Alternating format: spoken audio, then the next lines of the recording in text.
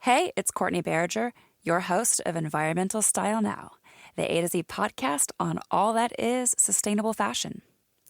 On this episode, we are exploring how fabrics can disrupt the ecosystem of your body with biohacking expert, Dr. Sam Shay.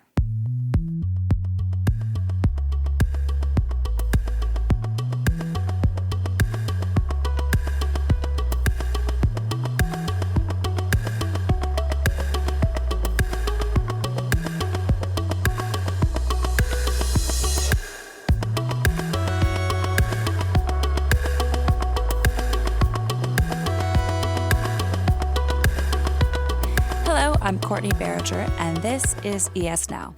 Today, we're with our special guest, Dr. Sam Shay, who helps biohackers, entrepreneurs, and mom-preneurs who have behavioral and food addictions to increase their energy, resilience, and creativity so that they can create and sustain their businesses and create more personal freedom for themselves.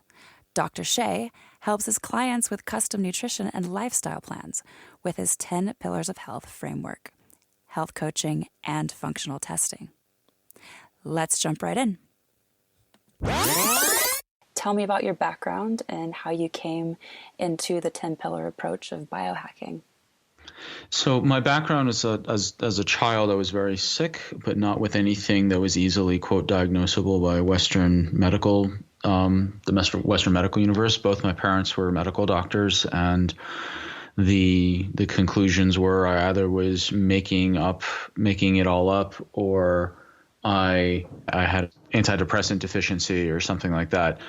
And the reality is that I had many things going on that were converging onto ill health. Like extreme fatigue. I had a coffee addiction when I was 6 years old just to stay awake in school.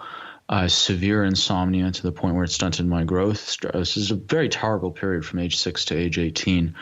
Very bad digestive problems that were deemed normal. I mean, I'm not afraid to talk about it. It's like I was constipated to the point where I couldn't go except every 3 to 5 days. And back in that time, that was thought to be normal. It's completely unnormal when you actually think about it. We're going to be talking about the toxins and dyes. And one of the main ways your body gets rid of toxins is by the liver taking fat soluble toxins, conjugating them, and then putting them into the bile in most cases. And then the bile ejects that into the intestines, and then they're pooped out. Well, if you're not pooping out toxins, and they just sit in the colon and recirculate and cause more problems. It's akin to people, how long would you live in a house with a toilet that couldn't flush? And the answer is not very long. I had really bad, my diet was terrible. It was like high processed fast food, high gluten breads for breakfast, low fat milk, ramen noodles for lunch, or SpaghettiOs, just maybe some real food at night, but it was not good. I was exposed to a lot of toxic chemicals and huge amounts of stress in school as well, violence in school, and a lot of humiliation, and a lot of people that didn't stand up for me on all sides. And the reason that I came to this 10-pillar approach is that when I analyze the people I worked with later on as a doctor, and I did detailed histories, I found that people had 10 pillars of health in their history, and people with chronic issues had a minimum of 7 out of 10 pillars of those crumbling. And I had all 10 in spades, and I applied the same model to my history as I did working with people who were struggling with a lot of chronic issues, whether it was chronic fatigue syndrome or fibromyalgia or autoimmune issues or gut issues or thyroid or hormones or whatever it may be. So the 10 pillars are, the first is the brain and hormone systems. This is adrenal, thyroid, estrogen exposure, which again goes into toxic exposure of exogenous or outside estrogens. Second pillar is bowel and digestion. So are you chewing and digesting your food, and are you pooping out, the residues at the other end? Third pillar is body, which has to do with the physical body structure, injuries, bad dental work is in there, and genetics. I do lots of genetic testing, and genetics is in the body pillar. Fourth pillar is about exercise. All the pillars begin with a B, so called burst or burst exercise and walking and movement. Some people over-exercise, some people under-exercise, or they do the wrong type, or they think they're a weekend warrior and they strain themselves, or whatever it may be. The fifth pillar is biotoxins, which is apropos of the discussion today. So it's everything toxic in your environment, whether it's in your clothing, in your food, the stuff used to clean your house, clean your dishes, clean your body, off-gassing of carpets, paints, fabrics, whether it's petrochemicals, stuff in the water, stuff in the air, sprays, whatever it may be, makeup, all that stuff is under the biotoxin pillar. Sixth pillar is bionutrients, and that's all of nutrition, everything your body uses for its benefit. So whether it's proteins, fats, it's also, it's minerals, vitamins. Other stuff. I also include sunshine and oxygen because you metabolize that, like you metabolize proteins, fats, vitamins, minerals for the benefit of your body. Seventh pillar is about breakfast, which is really about habits and routines. And I found that one of the fastest ways to help people feel better was to fix their breakfast and their morning routines, because once that's stabilized, then their blood sugar can stabilize better in the morning, and just everything works better for the rest of the day. In fact, that was my first ebook, was on breakfast. The eighth pillar is bothers, which is a code word for stress. So it's all forms of stress: emotional stress, financial stress, spiritual distress, family, cultural, whatever it is. Clutter is a form of stress. Electromagnetic fields are also a form of stress for some people that are sensitive to it. The ninth pillar is bugs, which is hidden infections and mold. Now, some people might think, well, why isn't it in the bowel? Well, look, all of these pillars do interrelate, but the reality is that mold is a really massive issue. And also hidden infections, whether it's an H. pylori that's causing a problem, or you've got some other wonderful Scrabble-sounding infections in there. These polysyllabic terms for all these different types of infections that can, eat your food and nutrition on your behalf, gnaw on your inner organs, shed toxic chemicals, or otherwise cause havoc. And your relationship with all things microscopic merited its own pillars. So that's the ninth pillar. And the 10th pillar is bedtime or sleep. And that has to do with consistency, duration, quality and depth of sleep. And I had, in each of those categories as a child, I had, tremendous amount of adrenal stress in the brain and hormones. Bowel, I already talked about that, my problems with digestion. Body, I had injuries from being attacked in school and also slouching too much, playing too many video games and at a desk all day in school. The exercise is I was sitting way too much, is too sedentary. In terms of toxins, I was exposed to a lot of toxic foods, fast foods, as I mentioned before, and some other stuff. There was bionutrients. When you eat crappy food, it takes away from real food. So, it was not a lot of really good nutrition by my standards when I reflect back today, and not a lot of sunlight, except maybe some recess, but really wasn't a lot of sunlight. You sit in school all day and then sit in front of a computer for the afternoon and evening when you're home. Then for breakfast, my breakfast was, a high gluten bagel with I can't believe it's not butter, low fat cheese, and just it was just awful. Which is not a good way to start the day. And bothers, huge amounts of stress. My parents had a horrific divorce when I was 6 years old, and they weaponized their children, especially me, against each other. And then on top of that was all the violence and humiliation and isolation at school, and no one to really help. Not my family, not my community, not the school. It was really truly awful. And that was massively stressful. And then I also, for the bugs, the ninth pillar, I had a untreated infection from swimming in a lake in summer camp, over the years, that wasn't really taken seriously. It was just kind of a low grade And, who knows what my beneficial bacteria was like with all the crappy food and everything else. And then bedtime, I had severe insomnia from age 6 to 18 to the point where it stunted my growth. So what I didn't have was like overt, massive, pathological stuff. Like I have massive boils coming out of my skin, or I'm having fainting spells, like things that you think were like Western medicines. Oh God, he's really sick. No, it's just this feeling absolutely awful every single day, and in chronic back pain, which I thought was normal because I didn't know any better. I thought upper back pain was normal because that's what you had all the time. And it was just these 12 years of just feeling just awful and no one taking it seriously.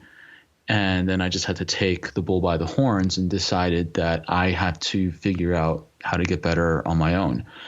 And that led to a very, very long, circuitous career of training in multiple parts of natural medicine to figure out not only the solutions to my own 10 pillars, but also help people who are in worse straits than I was, and to help them. So the reason I'm very comfortable working with people who have, quote, been everywhere, is that happened to me. And they've, quote, tried everything, and that's happened to me. Or they tried, quote, magic bullet therapy. It's like, oh, here, take this product, or try this protocol, or check out this practitioner. And you see it working for other people, but it's not working for you. And it's so frustrating, and you don't know why. And the reason is that most products, practitioners, and protocols are really good at like 1 to 3 pillars, kind of good at another couple, and don't really have the rest of them.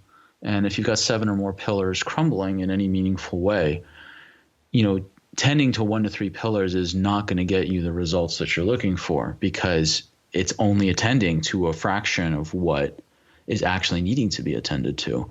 So that's the 10 pillars in a nutshell. And I mean, for people who are interested, I wrote an ebook called Biohack Your Biohacking, which if people want it, they can just text biohacker to 33444 and just make sure it's all one word, biohacker. And you can just put in your email, and you can get my ebook that goes over the 10 pillars of health in detail, as well as functional testing, which is kind of the second wing of all this, where you actually test the adrenals, the liver, the mitochondria, genetics, food intolerances, and all these other things. So with looking through a person's health through the filter of those 10 pillars, I can very efficiently identify which pillars have been crumbling, why, when, and more importantly, what to do about them, and put them in the right order to get people feeling better as quickly as possible. Then use functional testing, like I just mentioned, to clarify which of the underlying biochemical pathways have been damaged over time, and then customize a nutrition and diet plan specific to the biochemistry that needs support. So in a way, like the journey that I went through to come to the 10 pillars equipped me to be able to help people with their journeys, and kind of cut the timeline down to help them get better, and to really truly understand what it's like to suffer kind of invisibly. People, you look normal on the outside, but you do not feel normal on the inside at all. And it's all these little hidden, it's all these different things that just add up. I mean, you can call it, there's a term called allostatic load, which has to do with like just how many stressors from all sides just build up like the straws on a camel's back. And these 10 pillars are basically the 10 types of influences on someone's allostatic load. And just like with toxic fabrics, there's the toxins in the fabrics just add to that load. It may not be an individual toxin in the fabric that causes someone a problem, but it's weakening the system overall. That is then leaving someone vulnerable to and more likely to express some sort of disease process. I mean, it's very difficult to go from, oh, I wore this clothing, to immediately causing some sort of overt disease process. But the toxins unless it's an acute skin reaction, which does happen. It happened to a friend of mine with some particular dyes that got onto his skin. But the whole, it's like you just clothing is something that's on us at all times, and it off gases and the chemicals that are in it and washes in all this other stuff, it just weakens the body. No different than chronic sleep deprivation weakens the body, or toxic foods weaken the body, or not being able to evacuate your bowels on a regular basis weakens the body. And clothing is just one of those important inputs that contributes to someone's resilience or the weaken. And if it's helpful, I mean, mostly if people wear normal, quote unquote, normal chemical based clothing, like that weakens them and lowers their resilience. And then it's combined with all these other pillars, then you get a perfect storm, and you get people have an existence that's really, it's really stressful, and in terms of their health, and just kind of feeling weak and low resilience like I did. Wow, this is all super fascinating. And thank you so much for giving some information on where we can find out more about your 10 pillars. And going back into biotoxins, is this where you would place, say, like the off-gassing of, the chemicals in the fashion industry? Oh, absolutely. That is precisely where I would put it. And of course, it doesn't mean they don't affect everything else. All the pillars do influence each other. But if we're going to try to put like I made a 10, like 10 is like the biggest number people can, like, on an infographic really grasp. I had someone who put like 37 pillars of health. I'm like, dude, no one's going to memorize 37. I'm sorry. And people who do like, well, it's 3 pillars, it's 4 pillars. That's so simplistic. It is so simplistic, 3 or 4 pillars. I mean, it's good starting point, but we live in a way more complicated situation than we do now. That's why I have 10 and to analyze it. But biotoxins is absolutely where you would put the issues in the fashion and clothing and apparel industry. Are there any particular chemicals that stand out that people should avoid or be aware of? I think it's more useful not to talk about the specific chemicals, but to talk about the specific clothing and then the chemicals linked to the clothing. Because most people will pay attention. Like if I say, well, you got to watch out for phthalates in clothing, that really doesn't mean anything. But if I say, if you're wearing anti-odor gym wear that's got like antibacterial coating, to make you not smell so much in the gym, that very likely is loaded with phthalates. Instead of them looking for the chemical, they look at the type of clothing they have. Then they can say, oh, that's probably not good for me to wear. So that's how I'll kind of go through specific chemicals, is actually by clothing type. So then people can really connect with where these toxins are coming from. For example, if someone's wearing leather, there's the tanning chemicals that go into it. If someone's wearing black clothing or denim, there's like formaldehyde in jeans like that. And if the clothing loses color, like the warning will lose color or whatever, then they're losing like a percentage of all those dyes. And the dyes don't just think, well, I put it in the washing machine, it'll be fine. Yeah, but those dyes then go into the water supply. And like a huge amount of the waterways in China are polluted by the dye industry and the manufacturing industry. It's not benign having those dyes. And if someone has synthetics or performance fabrics like nylon or polyester or acrylic or acetate, like they're basically forms of plastic. And not only is there some chemical residues from those plastics, but when you wash them, they send the plastic fibers into the oceans, which are a big problem right now in the ocean. There's also inorganic cotton. It's been estimated up to 1/4 of all insecticides worldwide are used for cotton, inorganic cotton. And that's not nothing. Cotton is a super heavy crop in terms of its use of fertilizers and pesticides and insecticides, and it's not benign. If a lot of people who hopefully are listening to this are thinking not just their personal health but also globally, what can I do globally? Well, let's do some economics in perspective. I could tell you that you could, for an extra $5 a year for 5 years, you could drastically reduce your carbon footprint and toxic footprint. I mean, carbon, I wish that there was another metric aside from carbon footprint, because there's also a toxin footprint aside from carbon. But if you paid an extra $5 a year over 5 years to drastically reduce your toxic footprint, would you do it? And the answer is very likely yes. And so People buy clothing that lasts them for how many years? If people invest a bit more into really clean natural fibers and they amortize that, financial term of, if you buy some sort of article of clothing, but you have it for the next 3 to 5 years, if it costs more to buy that, but over those, you amortize that extra cost over the next several years, and you calculate just how much fewer toxic chemicals you're not only putting into your system, but adding to the environment around you, it's totally worth it. Clothing is a long-term thing that you are exposing yourself to, and that the process, if it's not a clean fabric, then the processing and toxic chemicals it took to make it is really significant. If people have weatherproof or flame retardant clothing, then they're looking at PFCs, which are very damaging to the air. And then they got brand new or wrinkle-free fabrics. That new clothing smell is actually urea resins and formaldehyde, especially shipped from, if they're coming from China. There's lots of formaldehyde from clothing from China. Those are kind of the big swaths: synthetics, leather, black clothing and denim, inorganic cottons, anti-odor or antibacterial gym wear, weatherproof / flame retardant clothing, and brand new clothing. And I'm sure most people listening to this have at least one of those things that is in their wardrobe. And again, people may think, well, it's so expensive to change clothes. And the answer is yes, and maybe you're replacing it, but what are you replacing it with?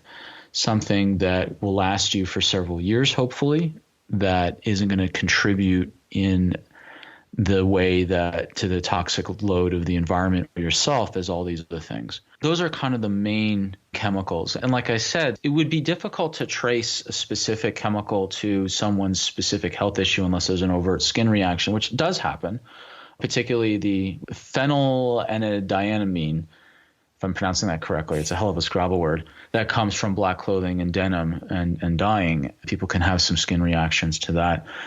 But it's that allostatic load. The people who have multiple chemical sensitivities, these are people who have a very, very low threshold. Like the slightest thing affects them because their liver is really struggling to deal with these toxic chemicals. So the moment that they're exposed to something new or something that's higher than they can take, they get very ill because they just can't process the toxins that they're exposed to. I mean, those would be the people that would be very, very susceptible to toxic fabrics, people with very low resilience, like multiple chemical sensitivity.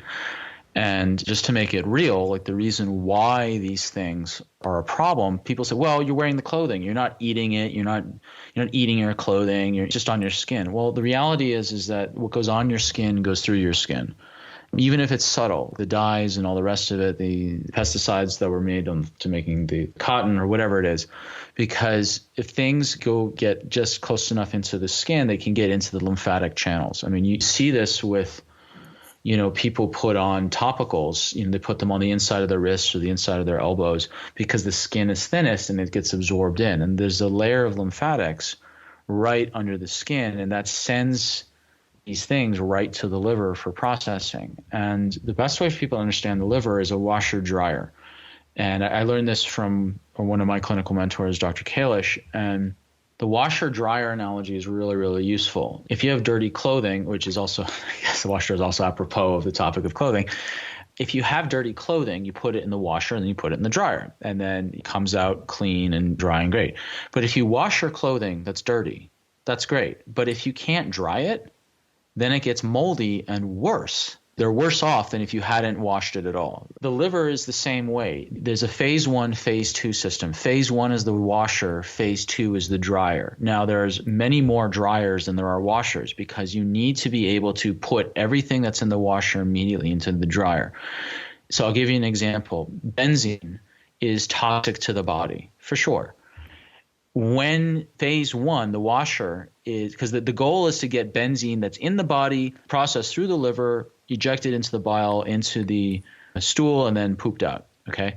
The way that works is you take benzene and puts in the washer cycle. The washer cycle, or phase 1, is that the liver adds a really, really unstable oxygen ion onto the benzene. So it's a circular carbon ring with now a little highly reactive oxygen antenna sticking on top. It can just stick to anything. That's a free radical. That's a benzene oxide radical. That is a free radical. Now, that benzene oxide radical is 100 times more dangerous than benzene alone. Terribly dangerous because it's so highly reactive. But the body wants it to be highly reactive, assuming there's a dryer to quickly stuff it into, because now that highly reactive benzene oxide radical will then bond with a sulfur group or like a methionine group or a glutathione group or whatever group attaches to that oxide radical on benzene, because now you've got this giant clunky, commonly a sulfur-based compound that's attached to the free radical ion. Now it's like big and clunky and is not going to do anything that damaging to the body in nearly as meaningful a way. And more importantly, it can be pooped out or sometimes even peed out because of the liver can also send things out to then be filtered through the kidneys to be peed out. So basically, if you have a good washer dryer system, you take a very toxic chemical, you very temporarily make it an even way more toxic chemical in order to then slap on a giant fig leaf over that toxic radical to then have it pooped out or peed out. And that's the washer dryer analogy. For people who have too much of a load on their liver, whether the liver is like either overloaded or it's infected, inflamed, or damaged or otherwise compromised, then you get this buildup of phase one of all these toxic chemicals, and they can't handle it. It frequently happens with multiple chemical sensitivity people. They just have a really overpowered phase one and really, really crappy phase two. So they just get this massive buildup of much more toxic chemicals that they can't get rid of. So that's why we look to things that support the liver, especially the dryers. How can we feed the body the nutrients it needs to help get those dryers functioning? And these are all things that are most of them are sulfur-based compounds you find in things like broccoli and cabbage and, the brassica family of vegetables, and broccoli, cabbage, Brussels sprouts, so on, or the alliums, garlic, onions, and so forth. These are all things that, our parents told us to eat as a kid, didn't necessarily know why, but they're done to help detox chemicals in your body through phase two by providing the big clunky substrates to quickly fig leaf themselves on top of these, in this case, the oxide benzene radicals. So I know that was a lot of physiological, processing and all that. I just wanted to pause and take a breath here. It's great, actually. Combating fast fashion with Brussels sprouts is the latest T-shirt, I think. Right. You mentioned how consumers can change the way that they are buying apparel, just in the way that you mentioned kind of buying legacy pieces and slowing down their consumption. How would you envision that companies could do better in regard to manufacturing? Well, some of it is governmental, like the legalization of hemp as a legitimate, non-stigmatized fabric in, say, the United States would be a huge step in the right direction. The Constitution was almost written on hemp parchment. So hemp was a major crop way, way back. And then for a variety of reasons, hemp was stigmatized because of its unfortunate association with cannabis. Right. But they're not the same thing, but they're associated. People can go online and go down the rabbit hole as deep as they want in terms of why hemp was banned, but I don't want to discuss it here. So one thing is to help encourage hemp to be legalized. And actually CBD oil, strangely enough, may be the Trojan horse to get it legalized. I mean, there's even I'm not mentioning his name because I'm a part of a particular party, but for example, Mitch McConnell is actually the Kentucky senator. Now, Kentucky used to be one of the largest hemp producers in the United States. And like him or hate him, he may be a part of the movement to get hemp legalized again, because he could absolutely reconstitute the Kentucky economy by legalizing hemp. There's strange political bedfellows that may come about as CBD products and hemp products become more popular. So there is reason to hope that things may change in the very near future. Also, ironically enough, the opiate crisis has been really catapulting the CBD universe, which then by proxy will then catapult the hemp universe. It's this very bizarre chain of events that has happened that has kind of led to the real possibility over hemp getting really legalized in a meaningful, large-scale way.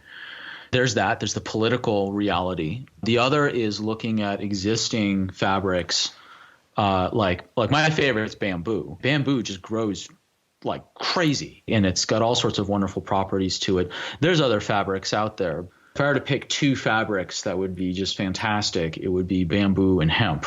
Those would be the two that I would really focus on.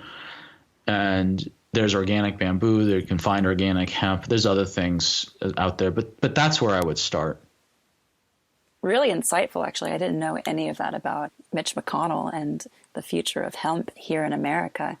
That actually does open up the door to a lot of potential there. That's really cool. It does. It's very fashionable today.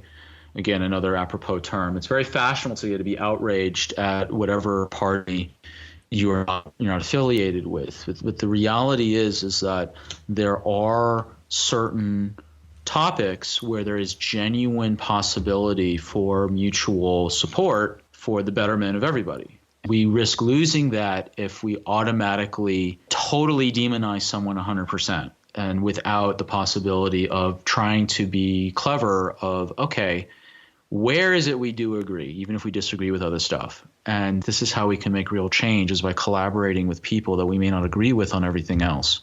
Fashion bringing the world together. Or CBD. Or CBD. It can happen. There's many strange connections, many strange connections. I mean, one thing, if you want to talk about one of the strangest connections out there, the dye industry was the precursor to the pharmaceutical industry. The dye industry was basically the birth of the entire chemical industry. And the chemical industry was then the basis of the pharmaceutical industry. And then all the other things we got going on, clothing like nylon and synthetic rubbers and all this other stuff. So what happened was that in 1856, William Henry Perkin was trying to manufacture synthetic quinine for malaria treatments, because whereas quinine prior was extracted from exotic trees and was expensive and so on. So he tried to take coal tar as a base. And there's lots and lots of coal tar around because back in the 1800s, there was lots left over from the making of coal gas and Coke. Coke being not the drink or the recreational drug, it's a form of fuel made by heating coal or oil in the absence of air.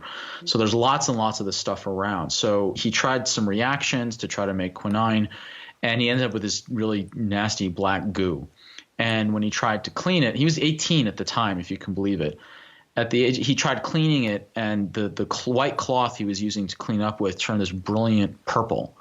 And this was the first time in history that anyone had made a synthetic dye, and it happened to be purple, which was the most coveted color in the world. Because the reason why purple is the royal color is because there's hardly any natural dyes in the world that make purple. It's like from the salivary glands of like some snails or something. So it was massively coveted. Suddenly he had a way to make synthetic purple from from coal tar, which is everywhere. And so he called it originally Tyrian purple, but changed the name to mauve. And it was kind of a perfect storm to kind of make this thing explode, because there was not only Queen Victoria was wanting purple colored clothing, but Empress Eugenie, who was the wife of Napoleon III, also loved purple, and the two of them were like major fashion trendsetters, no different than some of the royalty right now in Britain. And suddenly purple was readily available, and the two big trendsetters wanted all things purple, and then suddenly everyone wanted purple, and then this is the explosion of the chemical industry. It started from purple dye.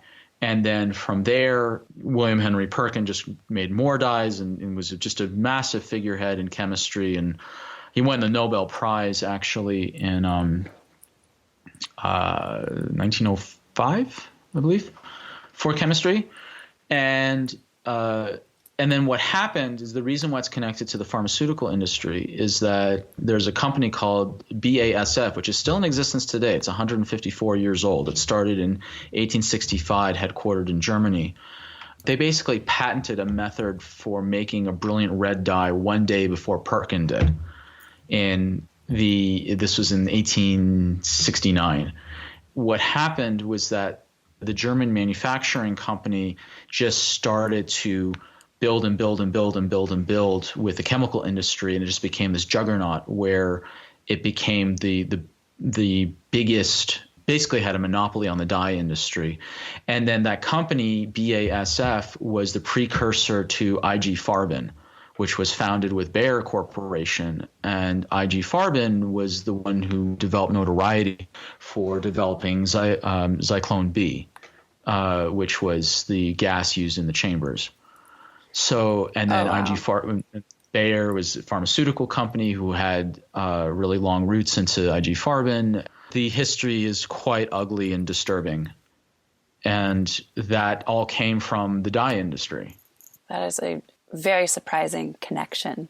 Yeah. And so just think about it, that if you're looking for any other reasons to really focus on clean, natural fabrics, do you really want to be supporting that industry? To me, I had relatives who were assassinated by the Nazis. The answer is no. I don't want to support that industry. And if that means in some small way making sure I buy all my future clothing as natural as possible, then that's one way. Well, that's the whole point, right? I mean, purchasing power is one of the biggest tools that we have as consumers and individuals. Mm-hmm. Yeah, absolutely. That's the one power we do have as individuals. It may seem small, it may seem insignificant in some way, but if there's enough of us doing it, changes happen. For the future, do you see yourself adding toxic dyes and unsustainable fashion into the conversation that you have with your patients when you talk about biotoxins? So it's really tricky because there are so many biotoxins out there, and the main ones that have the fastest effects are that it's about triage. So it's much easier and immediate for me to look at someone's really crappy diet that is they're just putting in trans fats or lots of preservatives, or sugar I put in as a toxin, or alcohol, or recreational drugs, or they're dealing with an off-gassing smell of a new carpet. Like those things, for the people that I work with, they emotionally feel and connect to, wow, this is going into my body in a real and present, noticeable way. And they're much more motivated to do that than to immediately change their wardrobe. Mm. And it's just a reality on the ground. In someone who is unwell, they have other more immediate concentrated inputs that are creating more toxic burden in their body immediately. Now, long term, unless it's brand new clothing, it's about acute loading all at once or gradual loading over time. So these other inputs I mentioned, they're pretty acute loading right now that we need to address right now. And then once those are clear, then we can shift the discussion more readily over to natural fabrics. Mm. And that's just a clinical call on my part if I'm talking about biotoxins, because sometimes the biotoxin pillar is just not the priority pillar. Like sometimes it's stress, like they're in a house with an abusive relationship, clothing ain't going to do nothing. It's they've got other priorities, or it's like their clothing may be contributing to the problem, but they haven't pooped in 5 days. They've got to be able to clear their exit channels now and worry about additional inputs a bit later. So, and this is the art of being in a coaching practice around this, is being able to identify and triage what are the things to be done in what order in order to help someone feel better and get better as quickly as possible. So fabrics are absolutely part of the conversation, but it's really dependent on the individual, and it also depends on the timing of where they're at in their program. Gotcha. So eco-styling is something more of a biohacking 2.0 kind of thing. So when I teach biohacking, and I've teach classes called Biohack Your Biohacking, and the reality is it's about where are people at in the spectrum of their health and well-being and optimal performance journey. There's roughly three groups. There's people who are really struggling and trying to get out of suffering, with its chronic fatigue, fibromyalgia, multiple chemical sensitivity issues, gut problems, hormone imbalance, chronic, pain, stress, depression, whatever it is. They're trying to get out of something. Okay. Then there's the people in the middle of the spectrum who are just wanting to maintain where they're at and not go backwards. And then there's the aspirational biohacker types, whether they're entrepreneurs or, performance enthusiasts or whatever it is, human potential biohackers, entrepreneur, whatever words of the day are used to describe that. Like there's people whose pillars are crumbled down to 20, 30%. And then there's people whose pillars are crumbled down to like 50, 60, 70%. There's people who are like at 80, 90% and they want to mine it out so they get to like the 95, 99th percentile. I tell you what, the people at the very bottom, unless there are multiple chemical sensitivities, and by the time they reach me, they've already figured out their clothing is poisoning them and they've already switched it out. I'll tell you what, clothing to those people is really so low on the priority list, whereas it's way more important for the upper end of the spectrum, for the aspirational biohackers and entrepreneurs. But here's the thing. How do you get people moving up the spectrum? It's the exact same process of analyzing their 10 pillars and using functional testing to assess their biochemistry underneath. It's the exact same pillars.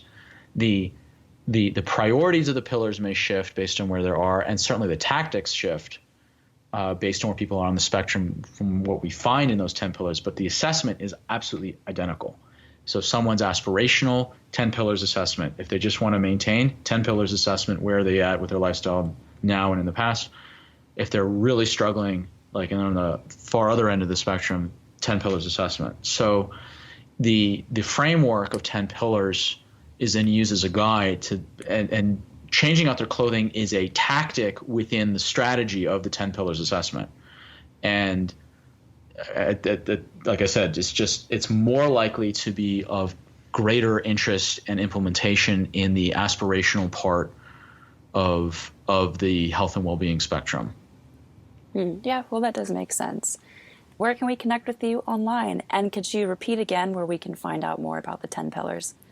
Sure. So my website's, well, if you want the ebook on Biohack Your Biohacking, which goes over the 10 pillars in detail, as well as explaining where functional testing fits in each pillar and some other stuff, I put in there the cycle of all chronic disease, and that's kind of 20 years of my life summarized on one page there. The other goodies inside there. There's text, the word biohacker is one word. The autocorrect may split it up, but you got to make sure it's not split up. Biohacker is all one word, no dashes or spaces. Text that to 33444. Again, text biohacker to 33444, and you just put in your email and you'll be sent that ebook. You can also go to my website, drsamshay.com, drsamshay.com. And at this point of this recording, people who want to chat with me to see if my methodology is going to fit them wherever they're at in the spectrum, whether they're trying to get out of something they want to maintain or they're an aspirational biohacker or entrepreneur, they can schedule, again, at the point of this recording, a free 15-minute discovery call with me to see if they're a candidate for this type of approach. Awesome. Thank you so much. Really appreciate what you're doing for the world and all of your expertise that you're able to share with everyone. It's super insightful. Thank you. I'm really happy to help. I feel that what you're doing in terms of taking on this niche of sustainable, clean fabrics, I don't really think people appreciate just how significant that is. And I really hope me sharing the murky history of the dye industry and all the different toxins and kind of the larger environmental, ecological impacts that people's clothing do. I really hope that people see, as I do, that the work that you're doing is very, very meaningful and impactful on a large scale. It's not just about having feel-good natural clothing that people wear. It's actually way, way, way, way, way larger than that. It's not even just about someone's personal health. It's historical and it's environmental and it's significant and it's meaningful. And I want to thank you for actually taking this issue very seriously and bringing information and solutions to the world. Thank you so much. It's just the beginning. Just the beginning. All right. We'll talk later. All right. See you. Bye. Bye. A huge thanks to Dr. Sam Shay for taking the time to share with us today. Check out his extensive catalog on biohacking and his 10 pillars approach to health on his website, www.drsamshay.com. And also while you're at it, follow us on Apple iTunes and our Instagram, which is e.s.now. We'd greatly appreciate it. ES Now is listener supported, so if you can spare any of that extra change, please just throw it our way so that we can keep throwing facts your way to keep you in the know about sustainable fashion. Thank you so much for listening, and that's a wrap.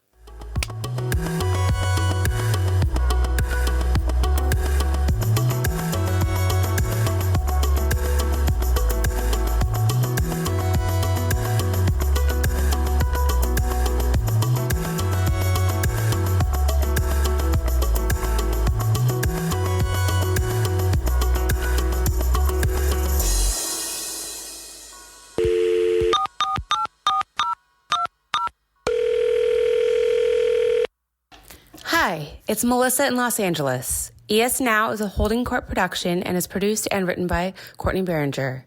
The music is by Parker Ainsworth, fact-checked by Justin Howard, and a special thanks to Alexandra Shuck